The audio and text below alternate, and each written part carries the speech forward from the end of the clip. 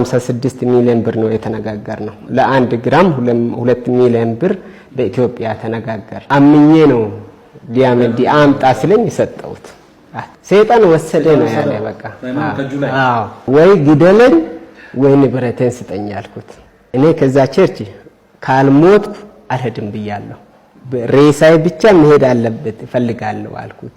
ሃይማኖቴንም ጠላሁ፣ ጴንጤ መሆኔ ጠላሁ። በቃ ከዛ በኋላ አትፈልጋለ። እኔ ጅጅጋ ነው ያየው በመንፈስ ያለ የወሰደው ሰውዬ ጅጅጋ ነው ያየው በመንፈስ ያለ። ይሄን ፍለጋ ትሞትበታል እንጂ አታገኝም። በቸርቹን እኔ አላቅም ነበር። ሚዲያ ነው የምናውቀው እንጂ ቸርቹንም ሰውዬውን አናቅም ነበር። ስንመጣ ቅዳሜ መጣን። ፕሮግራም ነበር። ስንመጣ 8 ሰዓት አካባቢ ስንመጣ ጸሎት ነበር። ጸለይ ፕሮግራም ካለቀ በኋላ ወደ ጀርባ ላይ ዙረን አልጋ ይዘን አደርን። የቸርቹን ሳይሆን ለነጋዴ የሆቴል ማለት ነው። አደርንና ጠዋት ስንመጣ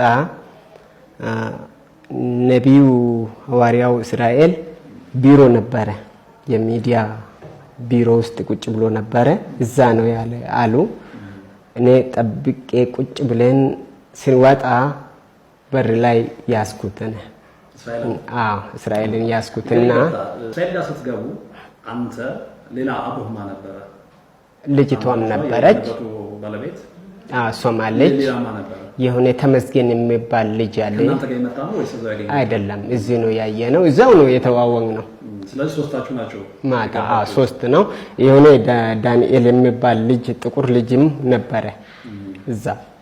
ከዛ እኔ ቢሮ ገብቼ ሳይሆን ቢሮ መግባት አይቻልም፣ በር ላይ ሲወጣ ነው እሱን ይዤ ይሄን ዕቃ ይዤ ያለው ቃል እንዳወጣልን ነበረ። ከጋምቤላ ነው የመጣ ነው። ነገ ደግሞ መሄድ እንፈልጋለን ብለን ነገርነው።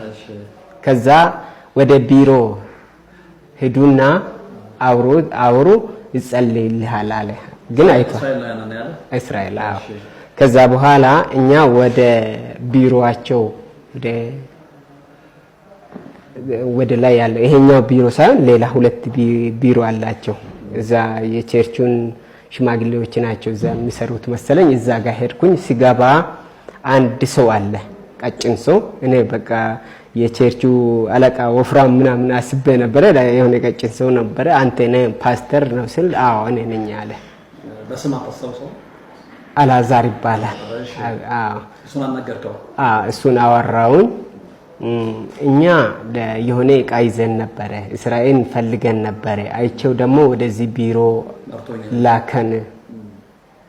እኛ ግን በሱ እንዲባረክ እንፈልግ ነበረ ያልኩት። ከዛ ኦኬ ምን ይዘ ነበረ ያለ? ወርቅ ነበረ እጄ ላይ 13 ግራም ምናምን ነበረ የውጭ። ከዛ በወርቅ ነው አለ። ሳቀና አይደለም ይሄ አይደለም እኔ ሌላ ዕቃ አለኝ ብዬ አወጣውና ዲያመንድ ነው ያልኩት። መጀመሪያ ሳላወጣ ዲያመንድ ይዤ ነበረ ያልኩት። ከዛ በእኛ እኔ ጴንጤ ነኝ፣ በቢያንስ በግማሽ እድሜ በላይ ቸርች ውስጥ ነው ያደግኩት። ብዙ ጊዜ ወደ ወለጋ ብዙ ጊዜ ነው አገልጋይም ሆኛለሁ። ወደ 3 ቸርች ነው ላይ ተሰርቷል። እኔ አውቃለሁ። ቸርች ላይ ዕቃ ጠፍቶ ስልክ እንኳን ጠፍታ አመት ትቀመጣለች፣ ይቀመጣል። አባለ ንብረቱ እስከምመጣ ድረስ በቃ የማይረባ እንኳን ወረቀት ጠፍቶ አይጠፋም ቸርች ላይ። እኔ አውቃለሁ። እና በቃ ለዚህ ነው አምኜ ነው ዲያመንዲ አምጣ ስለኝ ሰጠሁት። አየ እሱ ደግሞ ካየ በኋላ ምጸልይ ሰው አለ አሳየኝ። እንደዚህ እዚህ ጋር ይዞኝ ወደሳ ወሰደኝ፣ አሳየኝ። እሱ ከእስራኤል ውጪ አሳየኝ። እሱ ደግሞ እሱ ምን አለኝ? አላዛር ሲነግረኝ እንቅርታ አማርኛ ይቆራረጣል መሰለኝ።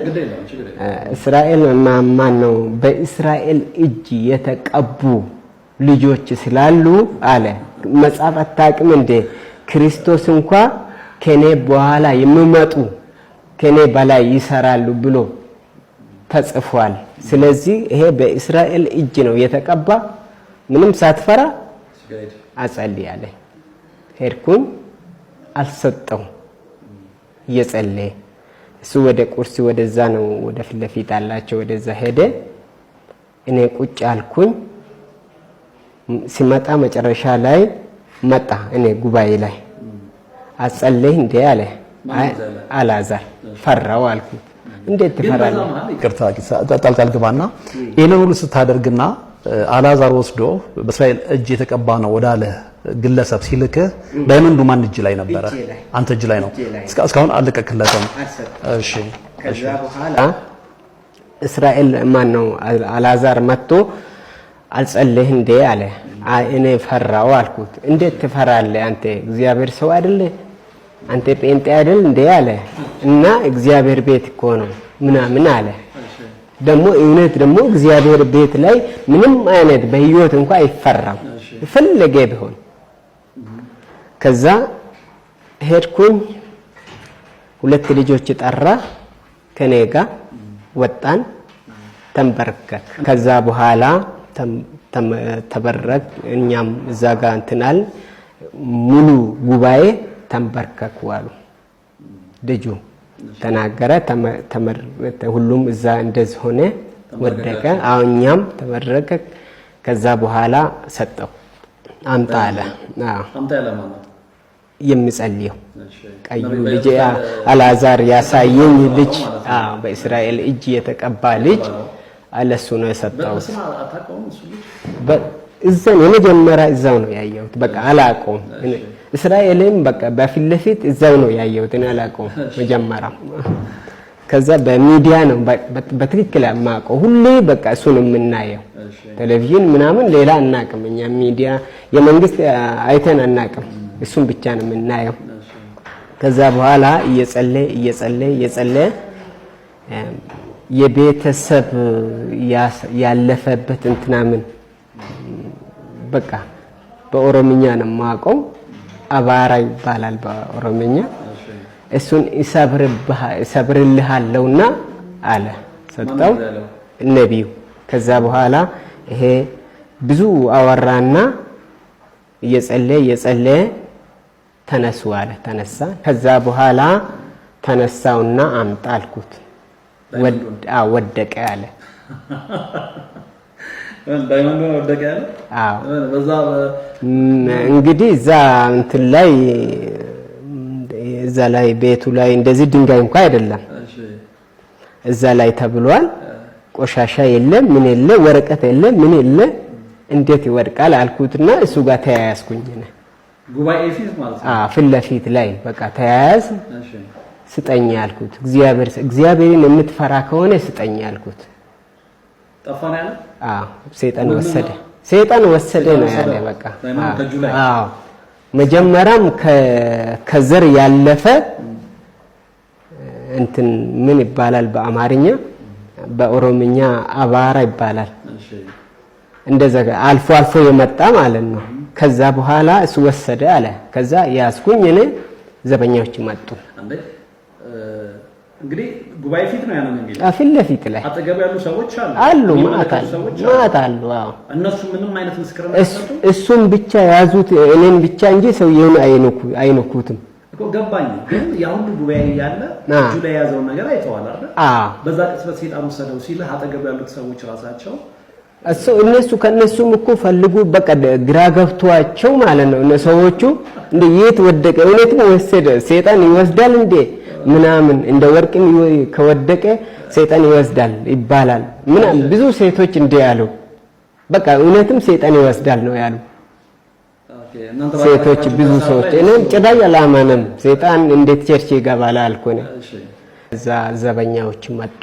ወደ 4 ዘበኛዎች አሉ መጡ። ልጁንም እኔንም ያዙ። እብድ ነኝ እንደ ያሉ አይደለም እብድ አይደለም እቃ ወስዶብኝ አልኩት።